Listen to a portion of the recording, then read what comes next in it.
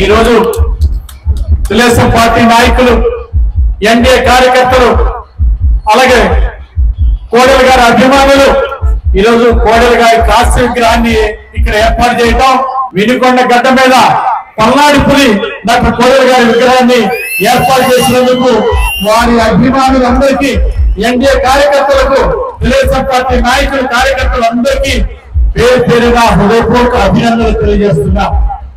మరి కోడెల గారు పల్నాడు పులిగా ఆనాడు అన్న ఎన్టీ రామారావు గారి మంత్రివర్గంలో ప్రజలను మెప్పించారు, హోంమంత్రిగా చేశారు. తర్వాత చంద్రబాబు నాయుడు నాయకత్వంలో ఎన్నో మంత్రి పదవులు, పంచాయతీరాజ్ శాఖ మంత్రిగా చేసిన, వైద్య ఆరోగ్య శాఖ చేసిన, భారీ నీటిపారుదల శాఖ చేసిన, రాష్ట్రంలో కొత్త రాష్ట్రంలో తొలి స్పీకర్ గా డాక్టర్ కోడెల గారు చేసిన, ఏ పదవి చేసినా ఆ పదవికి వన్నె తెచ్చి గౌరవించినటువంటి వ్యక్తి డాక్టర్ కోడెల. అలాగే వారు రాజకీయాల్లో విలువ ప్రాధాన్యత ఇచ్చేవాళ్ళు. పేదవాళ్ళకి రూపాయి డాక్టర్ గా పేరు తెచ్చుకొని ₹1 పేదలకు వైద్యం అందించినటువంటి పేద డాక్టర్ కోడెల గారు అనునిత్యం అభివృద్ధి గురించి ఆలోచించేవాడు.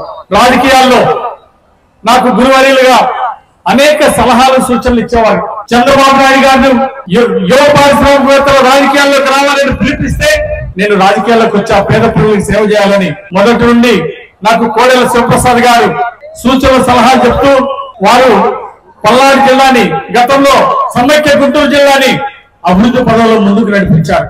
తాగునీటి పథకం దగ్గర నుండి, కోడెల స్టేడియం దగ్గర నుండి, కోటప్పకొండ త్రికోటేశ్వర స్వామి దేవాలయ నిర్మాణం, ఇలాంటివి ఎన్నెన్నో చరిత్రలో నిలిచిపోయేటువంటి పనులు డాక్టర్ కోడెల గారు చేశారు. వారు నేటి యువతకి ఆదర్శం.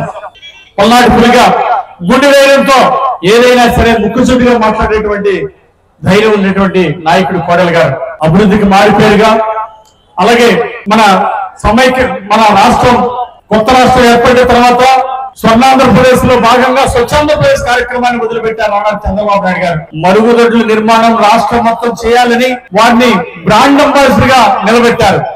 సత్తెనపల్లి నియోజకవర్గంలో వారు అప్పుడు శాసనసభ్యులుగా ఉన్నప్పుడు ప్రతి ఇంటికి మరుగుదొడ్డి నిర్మాణం చేపట్టి ఊరూరా ప్రతి ఇంటికి ఇచ్చి నియోజకవర్గాన్ని ఒక ఆదర్శంగా తీర్చిదిద్దారు. ఆ విధంగా కోడెల గారు ఏ పదవి అప్పచెప్పినా, ఏ మంత్రి అప్పచెప్పినా సరే ఒక బ్రాండ్ అంబాసిడర్ గా తీర్చిదిద్దారు.